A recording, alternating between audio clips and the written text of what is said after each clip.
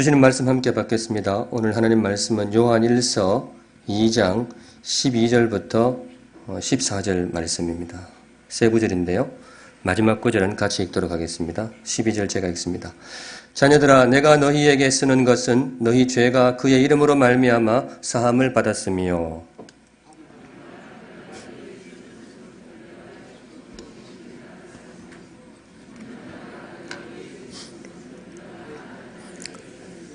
같이 읽습니다.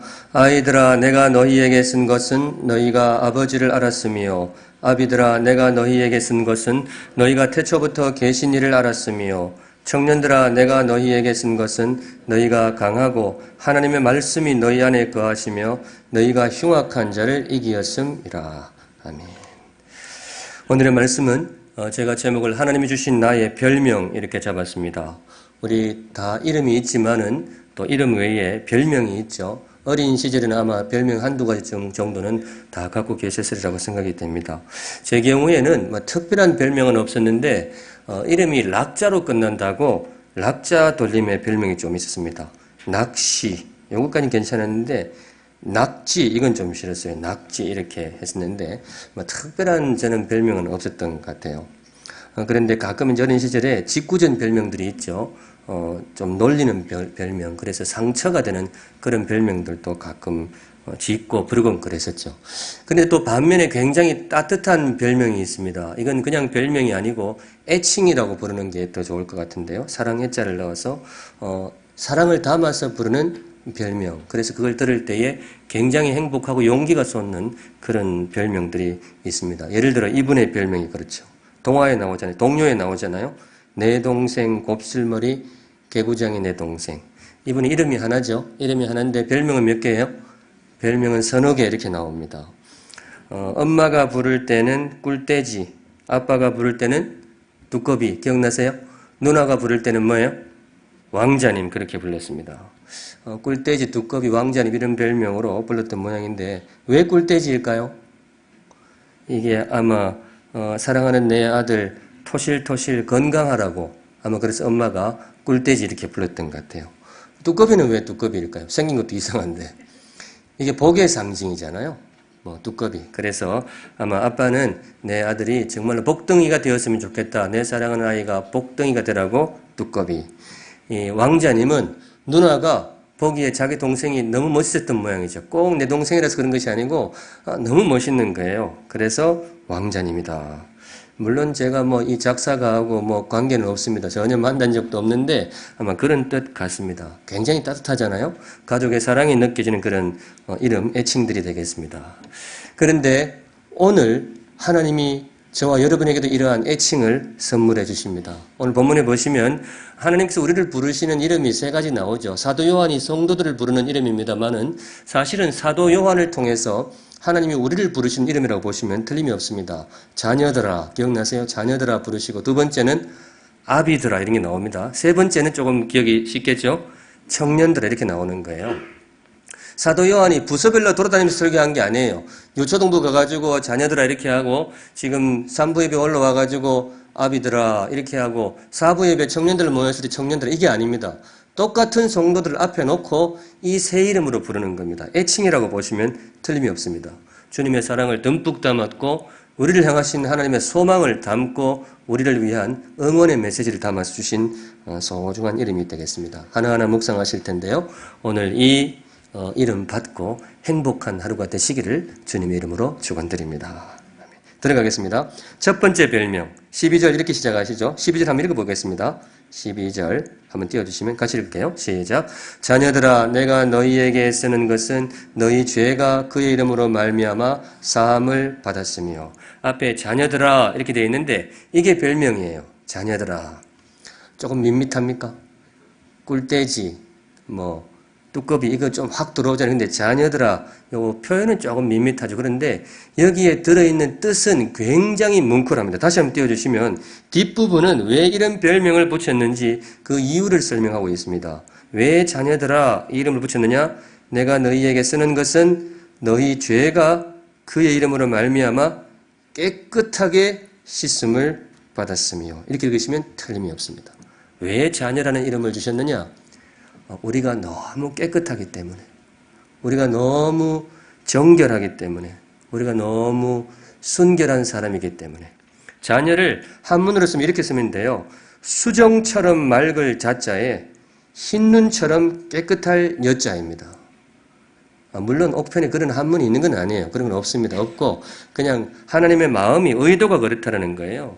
수정처럼 맑고 너무 깨끗해서 하나님 우리를 부르실 때에 나의 자녀들아. 샘물교회 성도 여러분, 세상에 깨끗한 게 참 많잖아요. 여러분들 한번 머릿속으로 한번 떠올려 보세요. 살면서 제일 깨끗한 게 뭐였는지. 요즘 하늘이 굉장히 깨끗하죠. 가을 하늘 정말로 맑고 청아하다 이런 시적인 표현도 떠오르게 됩니다. 이외수 씨 제가 글을 한번 읽은 적이 있는데요. 그분의 글에 이런 게 있어요. 아무리 강도 같은 마음을 품은 몹쓸 놈이라도 이 가을 하늘을 함부로 밟지는 못할 것이다. 이 가을 하늘이 그렇게 깨끗하다는 거죠. 참 하늘이 깨끗합니다. 많이 감상하시면 좋겠어요. 또 깨끗한 거, 갓설거지에 나온 접시도 참 깨끗합니다. 뽀시하게 얼마나 깨끗한지 몰라요. 어린 시절 제 경험을 떠올리면 어머니 이불 빨래 하던 것도 참 깨끗해요.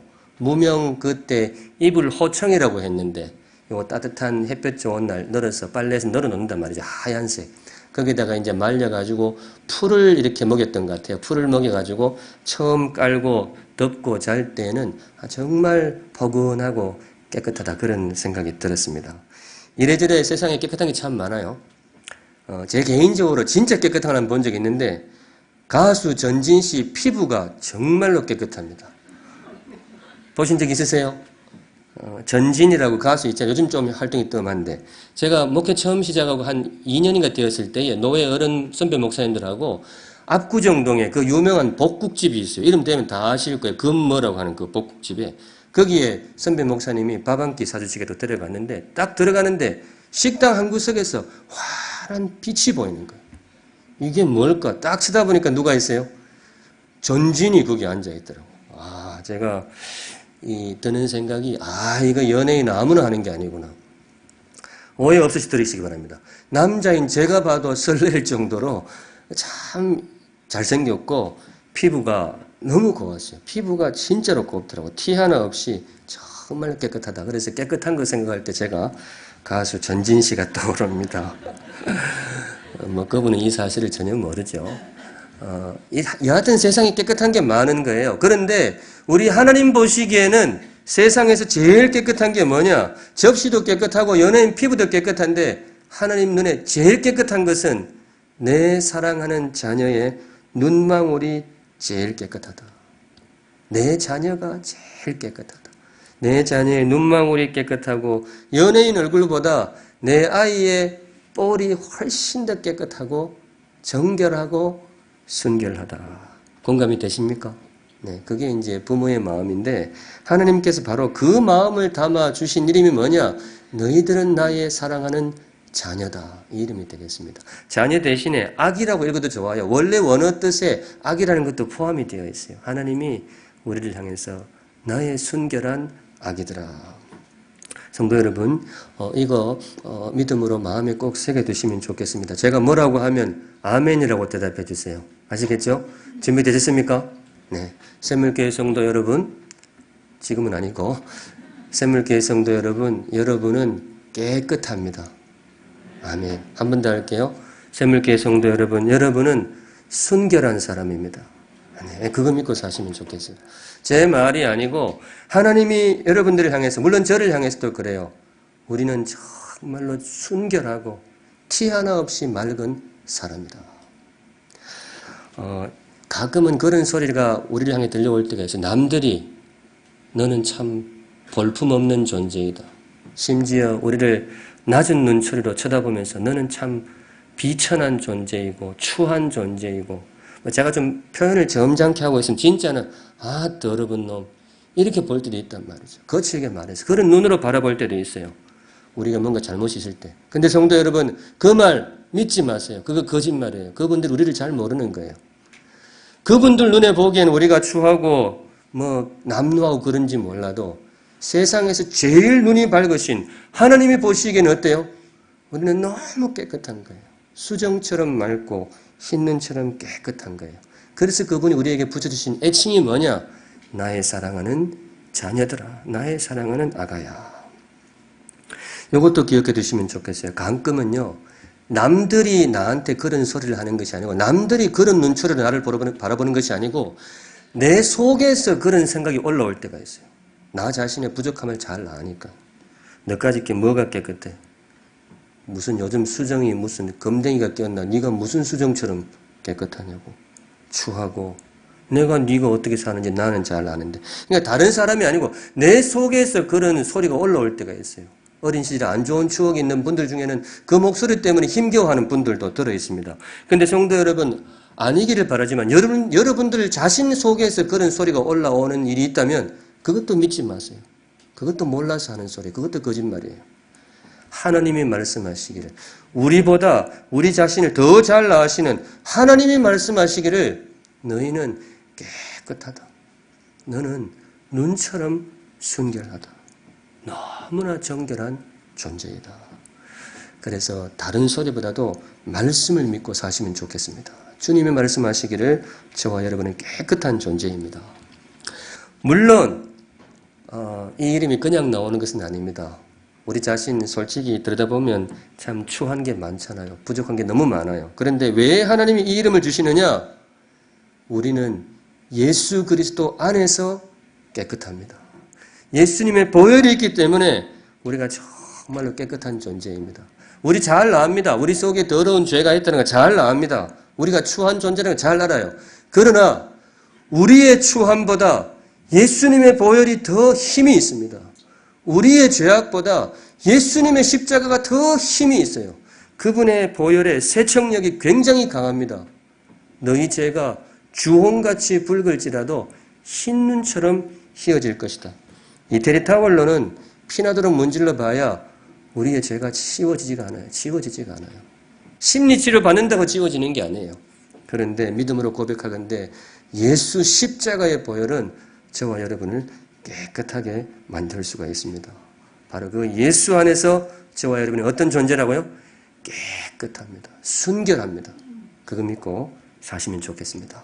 자녀, 별명이 괜찮습니까? 네, 뜻이 참 좋아요. 근데 여기서 끝이 아니고 이 별명 안에 또 하나 귀한 뜻이 담겨 있어요. 우리를 향하신 하나님의 약속을 담아서 주시는 이름이 되겠습니다. 하나님이 지금 우리 왼편 가슴에다가 무슨 이름을 달아주시느냐? 나의 자녀, 이 이름 달아주신단 말이죠. 그러면 이게 동시에 이루어지는데 우리 가슴에 하나님의 자녀라는 이름을 달아주신다면 하나님 왼편 가슴에는 무슨 이름을 달으실까요? 내가 너의 아버지가 되어주겠노라. 성도 여러분, 하나님의 약속으로 받으시면 되겠습니다. 그분이 왜 우리를 자녀라고 부르시느냐? 하나님의 결심이 담겨 있어요. 약속이 담겨 있어요. 내가 너의 영원한 아버지가 되어주겠노라. 세상에 힘겨운 인생들이 많이 있잖아요. 저는 사실 처음 샘물교회 설교하러 왔을 때 막연한 인상은 그랬어요. 분당에 사시니까 다들 너무 걱정 하나 없이 그냥 평탄하게 다 그래 사시는 줄 생각했어요. 근데 와서 이래저래 들어보니까 사는 건 다 비슷한 것 같아요. 분당 분들도 아픔도 있고 근심도 있고 그런 것 같아요. 이 세상에 참 힘겨운 인생이 많은데 성경에는 목자 없는 양이 참 힘겹다 그러고 또 우리 바깥에는 조금 연결해서 이야기하면 부모 없는 고아들이 참 힘들잖아요. 아버지 없는 고아가 참 힘이 듭니다. 어려서 고아가 되신 분들이 들어있는데 혹시 이 자리에 그런 분이 있다면 제가 이 말씀 꼭 드리고 싶습니다. 정말 수고 많으셨습니다. 힘든 인생 살아오시느라고 정말 고생이 많으셨습니다. 혼자 살아가는 게 참 힘이 들잖아요. 목회의 일을 하기 때문에 제가 사람들 경조사에 조금 중심에 참여를 많이 하게 되는데 장례를 많이 치러요. 그러면 장례를 치를 때 이런 소리를 많이 듭니다. 끝나고 나면 목사님 저 오늘부로 고아입니다. 이래요. 연세가 제일 높기로는 70세 넘으신 분한테 제가 그 소리 한번 들어봤어요. 끝나고 나니 그분이 딱 오더니만 목사님 저 오늘부로 고아입니다. 제가 담임 목회를 30대 후반에 시작을 했었는데 그때는 그 말이 조금 어색하더라고요. 이분이 무슨 고아냐. 근데 이제 조금 나이가 드니까 저도 이해가 돼요. 아무리 나이가 들어도 부모 없는 세상은 힘든 거예요. 8순 9순이 되어도 부모 없는 세상은 허전한 거죠. 그래서 참 고아의 삶이 힘이 들다. 근데 성도 여러분, 바로 그렇기 때문에 주신 이름이 이겁니다. 믿음으로 고백하건대 저와 여러분은 앞으로도 지금도 절대로 고아가 되지 않을 것입니다. 절대로 우리의 아버지가 사라지지 않을 것입니다. 왜냐? 영원한 하늘 아버지가 있기 때문에 그렇습니다. 바로 그래서 그 약속, 내가 너에게 영원토록 듬직한 언덕, 영원토록 너의 아버지가 되어주겠노라. 이 약속을 담아서 주신 이름이 뭐냐? 너는 나의 사랑하는 자녀이다. 자녀 혹은 아가, 이 귀한 별명 마음에 품으시고 행복한 인생 되시기를 주님의 이름으로 축원합니다. 아멘. 한 걸음 더 나아갈게요. 하나님 우리에게 두 번째 별명 주십니다. 첫 번째는 자녀였고 두 번째는 뭐죠? 13절 한번 읽어보실까요? 13절 앞에 반 토막만 읽겠습니다. 두 줄만 시작. 아비들아 내가 너희에게 쓰는 것은 너희가 태초부터 계신 이를 알았으며. 아비들아 이렇게 되어 있죠. 이게 두 번째 이름인데 저는 아비들 저보고 번역하라 그러면 아비 대신 이렇게 하고 싶어요. 어른들아. 어른들 그렇게 읽으셔도 됩니다. 하나님이 우리에게 주신 두 번째 별명이 뭐예요? 어른입니다. 어른. 무슨 뜻으로 이걸 주셨느냐? 자녀는 깨끗하다는 뜻으로 주셨잖아요. 어른은 무슨 의미이냐? 자기 근본을 아는 사람이라는 뜻으로 보시면 됩니다. 자신의 무엇을 아는 사람? 근본을 아는 사람. 저희는 원래 저희 집안은 신앙적인 가정이 아니고 중간에 예수를 믿게 되었는데 제가 예수님 믿고 들었던 말 가운데 제일 가슴 아픈 말이 이거였어요. 어린 시절에 많이 들었습니다. 너는 네 근본을 모르는 인간이야. 이 근본도 모르는 인간 같으니라고. 제사를 안 지낸다고. 그 소리를 너무 많이 들었어요. 네가 뭐 하늘에서 뚝 떨어진 줄 아는 모양이지. 부모가 있고 부모 위에는 조상도 있고 그 자기 근본이 있는 법인데 이 어디서 굴러온 서양 귀신이 섬긴다고 말이지. 지 근본도 모르고 있다고. 이 떼먹지 못한 인간. 지 근본을 모르는 인간은 절대로 잘 될 수가 없어. 마지막 말도 진짜 들었어요. 잘 될 수가 없어. 정말 잘 되고 싶은데 지금 잘 되고 있는지 모르겠어요. 참 그래서. 근데 어린 시절에 이게 네 근본을 모르는 인간. 근데 그게 참 상처가 되었는데 듣고 보니까 맞는 말 같아요. 나는 조상도 안 섬기고 이러니까 그래 뭐 나는 뭐 근본을 모르는 인간의 모양이다. 그렇게 한동안 살았던 것 같습니다. 그런데 어느 날 이 요한일서 말씀이 저한테 딱 다가왔어요. 이 말씀이 저한테는 정말 뜨거운 말씀이셨어요. 이 부분을 통해서 주님께서 저에게 주신 말씀이 뭐냐? 세상에 진짜로 근본을 아는 사람은 너다! 이거였어요. 너는 근본을 모르는 인간이 아니고 너야말로 진짜 네 근본을 아는 정말 되먹은 인간이다. 이게 주님의 말씀이셨어요. 뭐냐? 바로 이겁니다. 너희가 다시 한번 띄워주실래요? 앞에 부분 아비들아 했잖아요. 아비들아 내가 너에게 쓰는 그 이유가 뭐냐? 왜 어른이라는 이름을 주었느냐? 너희가 태초부터 계신 너희의 근본을 알았으며. 저한테는 그렇게 했다고. 너희의 근본을 알았으며. 우리 제사 지낼 때 보통 4대조까지 지내는 걸 알고 있습니다. 4대조 조상까지 지내는 걸 알고 있는데 이 종갓집들은 좀 더 올라가겠죠. 몇십 대까지 가고 시조까지 가겠죠. 그런데 생각해 보면 말이죠. 4대조 조상 제사 모시면 근본을 아는 인간이냐? 그 위에도 있을 거 아니에요. 4대조 조상도 아버지가 있을 거 아니에요. 하늘에서 뚝 떨어진 게 아니잖아요. 또 올라가면 수십 대 올라가잖아요. 올라가다 보면 시조도 나오겠죠. 시조 나오면 그 시조는 하늘에서 뚝 떨어졌냐? 아니잖아요. 그 위에 또 있을 거 아니에요. 쭉 올라가다 보면 우리의 근본을 찾으면 어디까지 가야 돼요? 제일 처음, 최초의 인류, 심지어 우리 인간을 창조하신 창조주까지 가야 진짜 근본을 아는 거죠. 그러니까 주님이 이 말씀을 통해서 저에게 주시는 말씀이 뭐냐? 4대조 조상 섬기는 사람이 근본을 아는 것이 아니고 하나님이 섬기는 너야말로 진짜 근본을 아는 인간이야. 저한테 너무나 큰 위로가 되었던 거예요. 그래서 제가 이 말씀을 깨닫고 내가 그때 이걸 알았어야 되는데 그래가지고 나한테 뭐라 그럴 때 자 한번 따져봅시다. 누가 근본을 아는지 한번 대봅시다. 이랬어야 되는데 하는 생각이 들었다가도 뭐 괜히 그랬다가 한 대 더 뭐 했지 않겠나 생각은 든단 말이죠. 근데 여하튼 저에게는 큰 자존감이고 행복을 선물하는 구절입니다. 여러분들에게 나누어 드립니다. 성도 여러분, 이 애칭도 마음에 새기시기 바랍니다. 여러분이야말로 진짜 근본을 아는 염치 있는 인간입니다. 우리야말로 진짜 근본을 섬기는 사람이에요.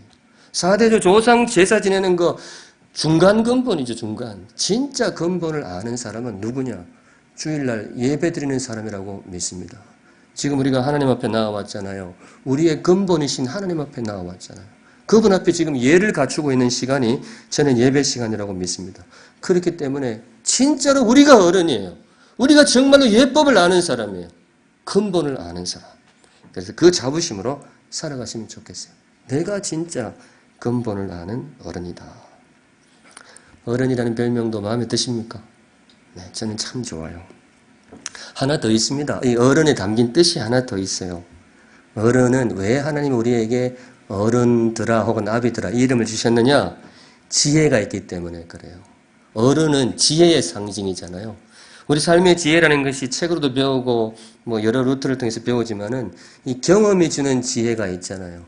어른들 세월을 그냥 보낸 게 아니란 말이죠. 어른 그럴 때는 지혜가 있는 거죠. 바로 그래서 하나님 우리에게 주신 이름이 뭐냐?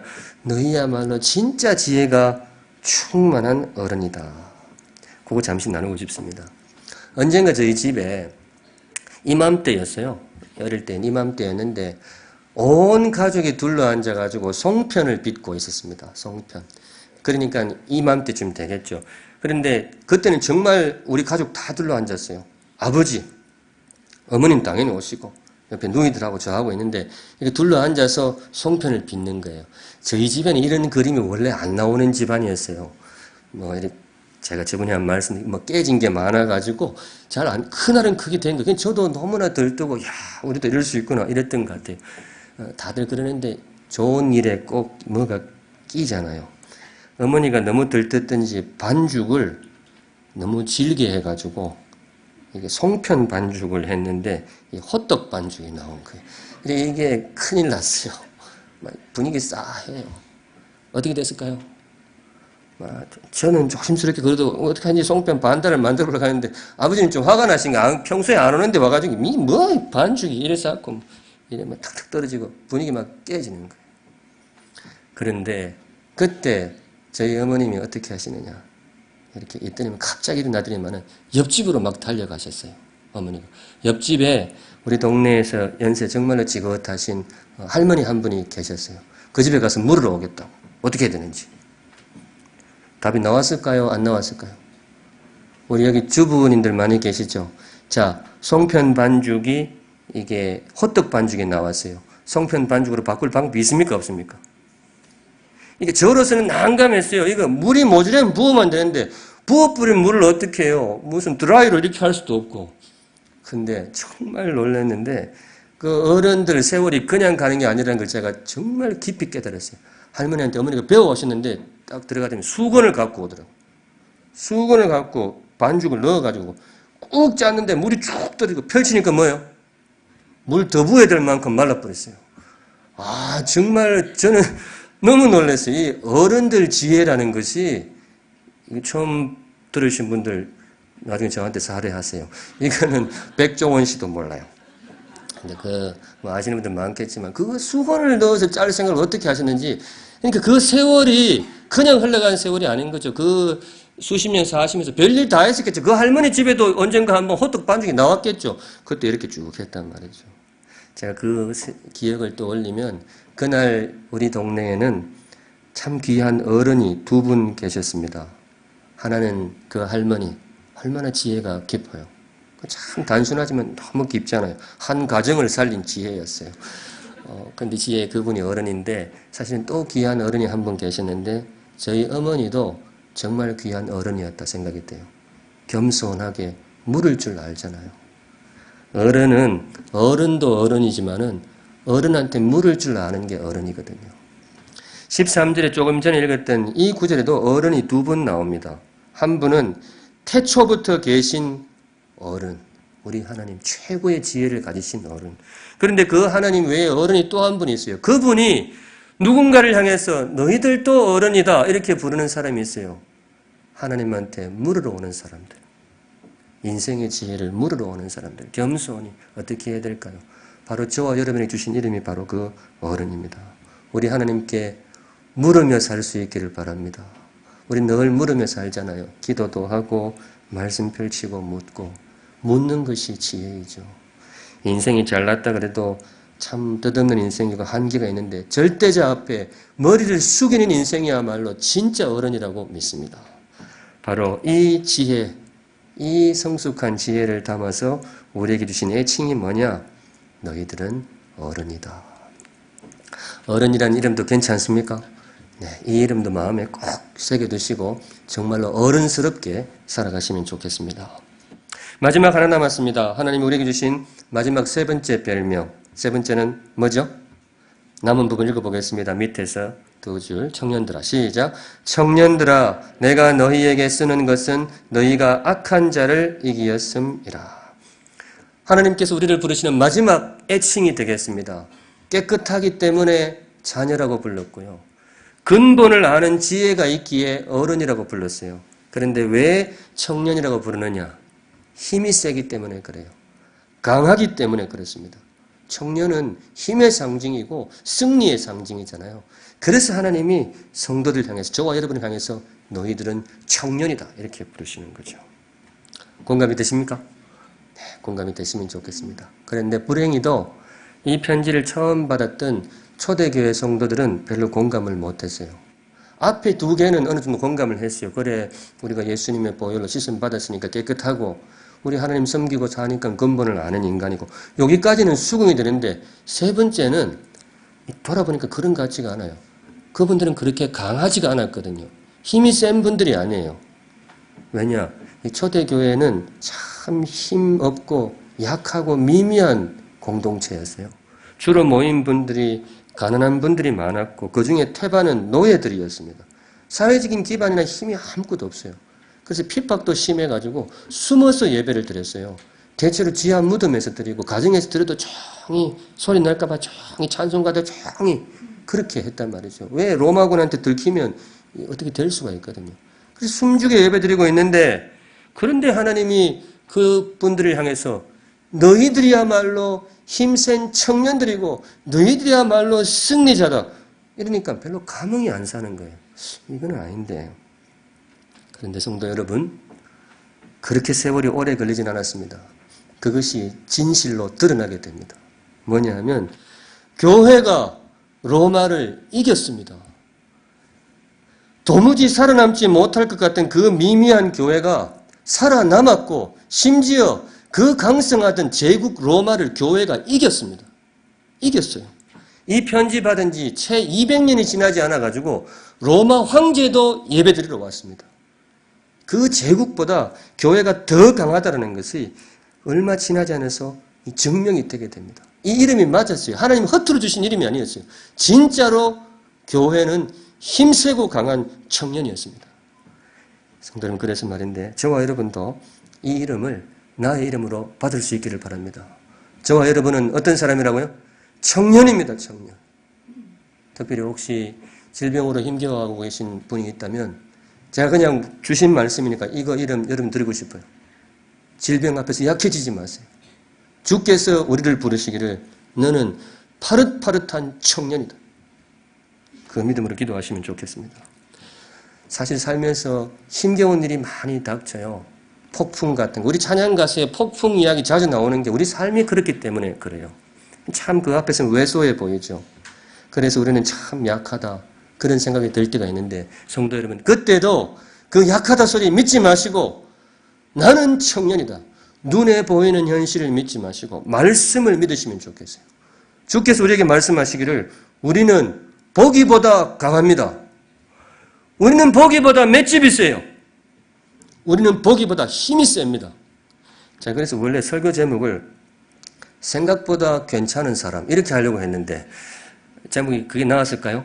생각보다 괜찮은 사람. 겉보기에 우리는 약해요. 겉보기에 우리는 추월할 수 있어요. 그러나 진실을 말하건대 예수 안에서 우리는 너무나 깨끗한 사람이고 이것도 그래요. 겉보기에는 약하지만은 저와 여러분은 정말로 힘세고 강한 청년입니다. 청년부만 청년이 아니고 저와 여러분이 청년이라는 거 믿고 사시면 좋겠습니다.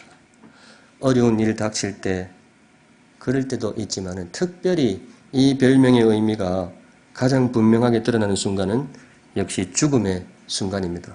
아무리 항우장사라도 도무지 이기지 못하는 상대가 있죠. 죽음입니다. 아무리 파릇파릇한 청년도 세월 앞에서 어쩔 수가 없어요. 로마 군도 소용이 없고 로마 황제도 죽음 앞에서는 아무 힘이 없어요. 죽음 앞에서는 모든 인생이 마른 풀잎이고 시들어가는 추풍낙엽이다. 이런저런 표현을 쓰든지 참 우리의 인생이 연약한 존재라는 것을 죽음 앞에서 많이 알게 됩니다. 그런데 그것만 보지 마시고 말씀을 믿으시면 좋겠습니다. 안 그런 사람이 있습니다. 죽음 앞에서도 청년인 사람이 있어요. 예수 안에 있는 사람. 심지어 죽음 너머에서도 영원한 청년으로 파릇파릇하게 살 사람들이 있습니다. 바로 예수 안에 있는 사람. 왜냐? 우리 주님이신 예수께서 죽음까지도 이기셨기 때문에 그래요. 다른 어려움을 이긴 것은 물론이고 인생이 도무지 범접할 수 없었던 죽음까지도 이분이 이기셨기 때문에 그렇습니다. 그분이 말씀하시기를 나는 부활이요 생명이니 나를 믿는 자는 죽어도 살리라. 나를 믿는 자는 죽어도 다시 파릇파릇한 청년으로 살아날 것이다. 그 믿음으로 승리하시면 좋겠습니다. 가끔 제 아내가 저한테 불평을 할 때가 있습니다. 저한테 불평이 아니고 아마 시부모님한테 불평 같은데 제가 이렇게 골골 할 줄 알았으면 생각을 달리 했을 거라고 그렇게 생각할 때가 있습니다.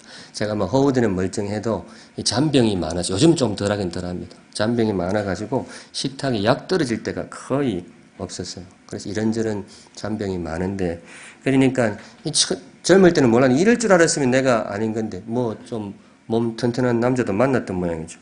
그랬던 모양인데 그래 가끔 저보고 그래 약골이라 그러는데 근데 제가 제 아내한테 이 자리를 빌어서 말씀드리고 싶어요.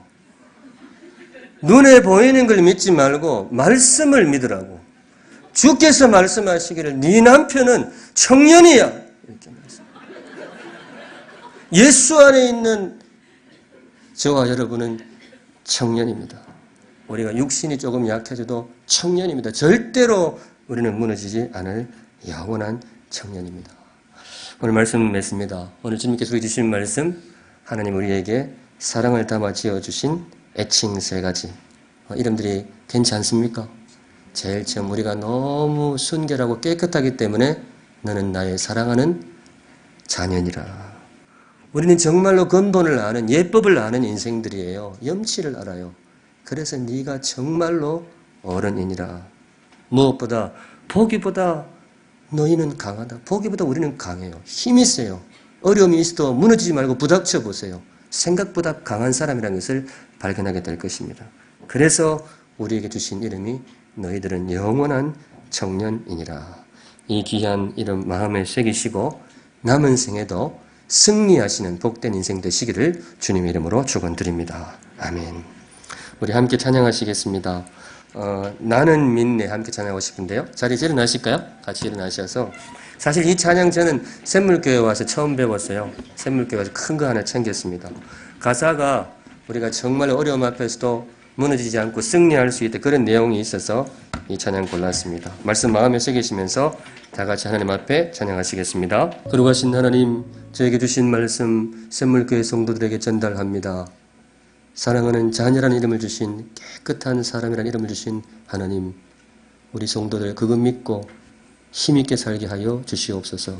정말로 근본을 아는 인간 정말로 나의 근본 앞에 예를 갖출 줄 아는 염치 있는 인간인 것을 믿고 살겠습니다. 늘 하나님 앞에 예를 갖추는 참 귀한 인생 되게 하여 주시옵소서. 어려움 앞에서 두려움 앞에서 영원한 청년으로 살겠습니다. 주님 우리를 그렇게 부르셨사오니 그 이름대로 우리를 빚어주시고 우리를 승리하는 삶으로 이끌어 주실 줄로 믿습니다. 동행하여 주시옵소서.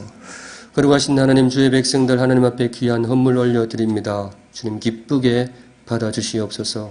오늘 특별히 복음의 최전선에서 수고하는 선교사들의 자녀들을 위하여서 헌물 올려드립니다. 주님 지혜로운 사람들에게 맡기셔서 우리 선교사님들에게 위로가 되게 하시고 선교사들의 자녀들이 듬직하게 주의 자녀로 잘 자라나는데 요긴하게 사용하여 주시옵소서. 성도들 마음을 담아 올려드리는 헌물 한 글자 한 문구 세밀하게 살펴보시고 우리보다 지혜로우신 하나님께서 가장 선한 길로 이끌어 주시옵소서.